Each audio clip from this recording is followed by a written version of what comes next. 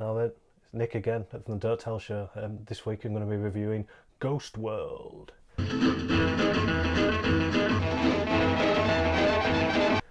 Ghost World is a 2001 film directed by Terry Zwigoff.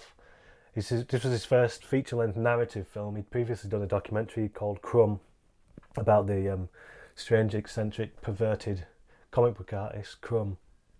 And this film, Ghost World, was also written by slightly less strange but still sort of out there comic book writer called Daniel Clowes.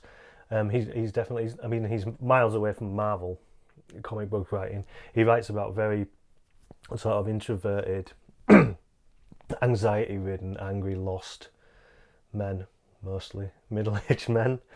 Although this one is about young girls as well, so he's got a bit of variety. Anyway, Ghost World. Ghost World is about these two teenage girls who are just finishing school and they're planning to go off. And I'm not sure what they're planning at the start of the film, but they're both sort of outcasts, but they're beyond outcasts. They sort of look at the outcasts from their position and don't really engage with anything else.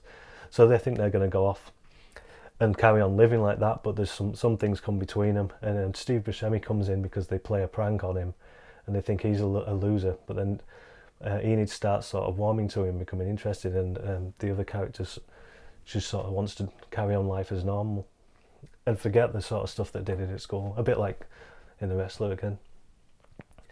So it's a coming of age story that has these sort of weird, unpredictable little idiosyncratic things around, and there's little things like the guy sitting on the bench, and he's waiting for a bus that never comes. Like, that's the sort of thing you would see in everyday life. They keep walking past a pair of jeans on the floor. It's that sort of attention to detail that I really like. I think it's really funny, and it's the sort of thing that you will notice if you've like grown up in a town and you actually go around looking at things and you're not just staring at your phone or waiting to go to the Grand Canyon. If you actually go around and you pay attention and you talk to people and look around, you'll see these sorts of things. The other day I'd seen an argument on Facebook about how art films are better than mainstream films because mainstream films spoon feed you stuff, and art films look into everything and tell you what to think. But that's the same thing. If you're watching a mainstream film and you're saying, "Oh, there's nothing there," but there's a film here that's telling you that there's something there, then you're being spoon fed that idea, and you're just not making the effort here. And things like comics and movies and things like that, they have a body of language of people talking about them, but that's not the only audience for it. You can do it for an actual human being. To me, that's a much higher level of achievement than to appeal to an educated art audience, because I don't trust that audience as being a real audience.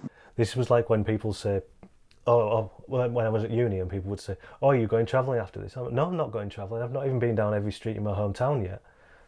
And that's what I think. That's what appeals to me about Daniel Clowes, because he's the sort of person who's an artist who can just look at someone in a cafe and then write a whole story about them. Just the way that they do that. Like when I used to work in a shop, there was a guy who came in every Thursday night, and he bought a tin of pilchards, a very small bottle of beer, the smallest you could get, and something else. I can't remember what it was. Like a cupcake or something like that every Thursday night. And I thought, what is he doing back there? Is there are the pilchards some sort of tribute to a dead cat he had or something? Does he have a ritual? And he always had a video with him as well, even though this was like 10 years ago. Who even had a VCR then?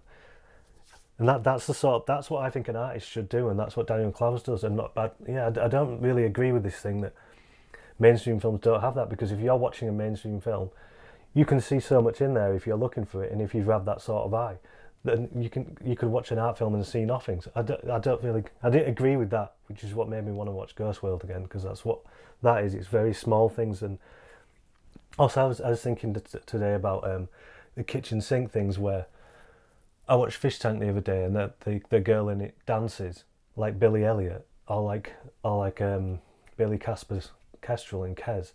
I think they're very big sort of universal things, and they're not related to the world around those people. So I don't think that's very personal when it goes into that, like in the way that on is it This Country? I can't remember if it's This Country or Our Country, but there's a bit where one of them was arguing about CFAX. where they're actually obsessed. They're obsessed and get pissed off about really little things around them. I think that's wonderful. Because they really don't like either of those things, and they will make sure they let you know about that. Well, that's what an artist should do if they look at that, and if they're doing that, and they shouldn't be trying to do really, I don't know, really big universal things like that. Anyway, Ghost World. If you like sort of quirky, offbeat comedies, coming of age films, if you like Steve Buscemi in general, you should watch it. So yeah, definitely recommend it. It's a brilliant film. Ghost World. Now then, if you liked video, then click subscribe. If you didn't like it, well then bug off. No, don't really subscribe anyway.